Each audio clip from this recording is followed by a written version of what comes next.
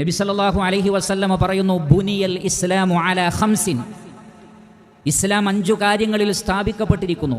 അതിൽ ഒന്ന് വഈതാഇസ് സകാത്ത്, സകാത്ത് നൽകുന്നതിലാണ് ഇസ്ലാം നിർമ്മിക്കപ്പെട്ടിരിക്കുന്നത്.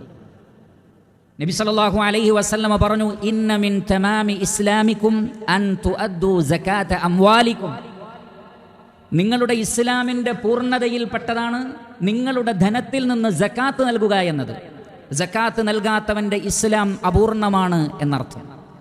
പരിശുദ്ധ ഖുർആനിൽ 27ഓളം സ്ഥലങ്ങളിൽ വഅഖീമുസ് സ്വലാഹ് വആതുസ് സകാത്ത്, നിങ്ങൾ നമസ്കാരം നിലനിർത്തുകയും സകാത്ത് നൽകുകയും വേണം. നമസ്കാരത്തിൻ്റെ കൂടെയാണ് അത് ചേർത്ത് പറഞ്ഞത്. സകാത്ത് നൽകില്ല എന്ന് അബൂബക്കർ സിദ്ദീഖ് റളിയല്ലാഹു അൻഹുവിൻ്റെ കാലഘട്ടത്തിൽ ഒരു വിഭാഗം പറഞ്ഞപ്പോൾ അദ്ദേഹം പറഞ്ഞത്, അല്ലാഹുവാണേ, നമസ്കാരത്തെയും സകാത്തിനെയും വേർപിരിച്ച ആളുകളാരോ അവരോട് ഞാൻ യുദ്ധം ചെയ്യുമെന്നാണ്. അത്രമാത്രം പ്രധാനപ്പെട്ടതാണ് ഇസ്ലാമിലെ സകാത്ത് എന്ന് നാം മനസ്സിലാക്കുകയും ഓരോ വ്യക്തികളും അതിനെ സംബന്ധിച്ച് പഠിച്ചറിഞ്ഞ് അവരുടെ ധനത്തിൽ നിന്ന് സകാത്ത് നൽകുകയും വേണം.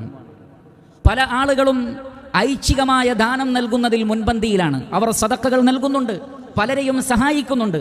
പക്ഷെ അവർ മറന്നു പോകുന്ന ഒരു കാര്യമുണ്ട്. ഖുദ്സിയായ ഒരു ഹദീസിൽ അല്ലാഹു സുബ്ഹാനഹു വ തആല പറയുന്നു, വമാ തഖറബ ഇലയ്യ അബ്ദി ബിശൈഇൻ അഹബ്ബ ഇലൈ മിമ്മ ഫ്തറദ്തു അലൈഹി, ഒരു അടിമ എന്നിലേക്ക് അടുക്കുന്നതിൽ വെച്ച് എനിക്ക് ഏറ്റവും ഇഷ്ടം ഞാൻ നിർബന്ധമാക്കിയ കാര്യങ്ങൾ ആ വ്യക്തി ചെയ്യുന്നതിലൂടെയാണ് എന്ന് പറഞ്ഞാൽ സകാത്ത് നൽകാതെയുള്ള സദഖ അല്ലാഹുവിന് ഇഷ്ടമല്ല.